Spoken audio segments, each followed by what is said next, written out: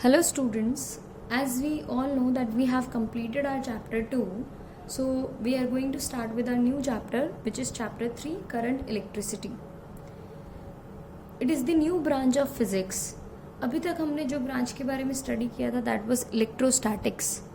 Electro का मतलब था चार्ज और स्टैटिक्स का मतलब था रेस्ट.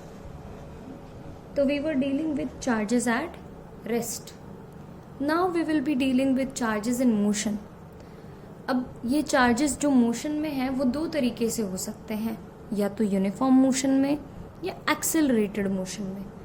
अगर मैं यूनिफॉर्म मोशन की बात करती हूँ तो उस ब्रांच ऑफ फिजिक्स को हम बोलेंगे current electricity, which is the name of the chapter. तो बेसिकली यू ऑल नो कि इस चैप्टर में हम क्या सीखने वाले हैं. We are going to study about current electricity. We are going to deal with charges in uniform motion.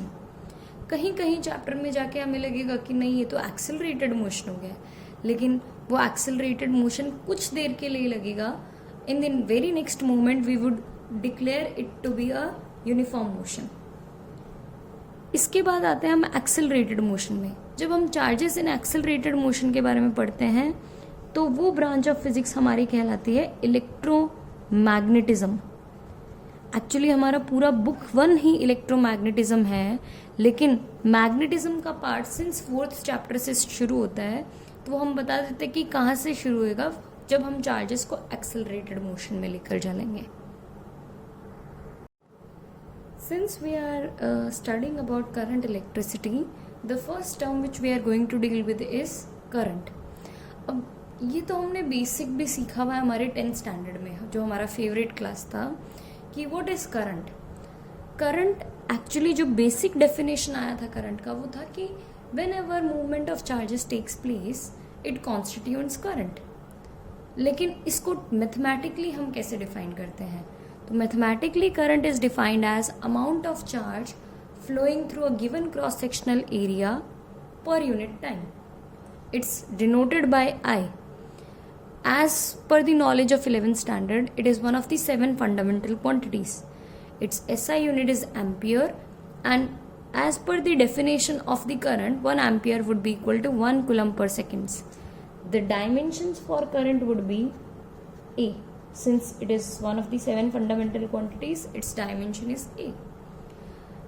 If we need to find average current, we would take delta Q by delta T, and if we need to find instantaneous current, we would differentiate charge with respect to time. Current is a scalar quantity, but it also has a direction. So technically speaking, it would be a tensor quantity. But tensor quantity हमारे जो ये word है हमारे syllabus में नहीं है, तो हम use नहीं करते हैं. हम इसको यही बोलते हैं कि current is a scalar quantity. Now let's talk about the direction of current. So when we talk about the direction of the current, there are two directions, conventional and electronic. When current was discovered, it was assumed to be the flow of positive charges. So the conventional direction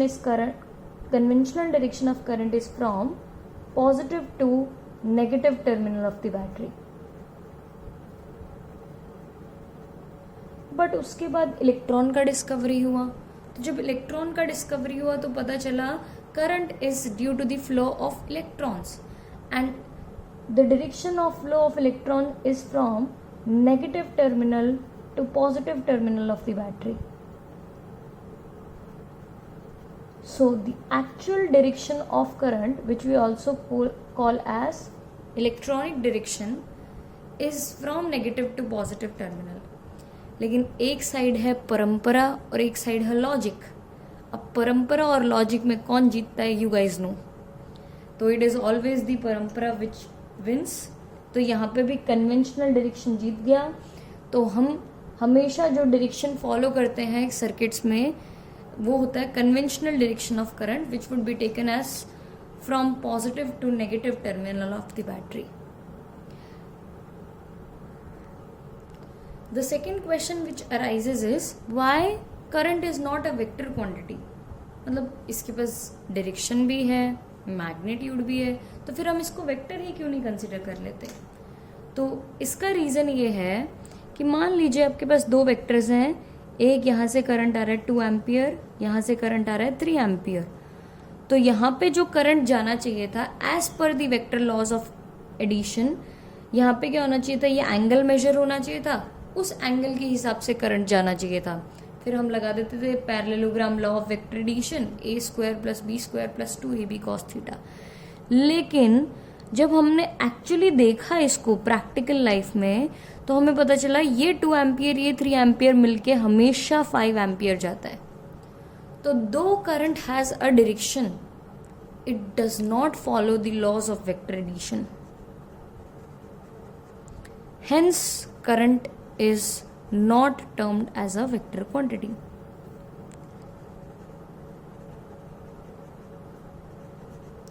So if anybody asks कि why current is not considered as a vector quantity, the reason is it does not follow the laws of vector addition, hence it cannot be considered as vector quantity.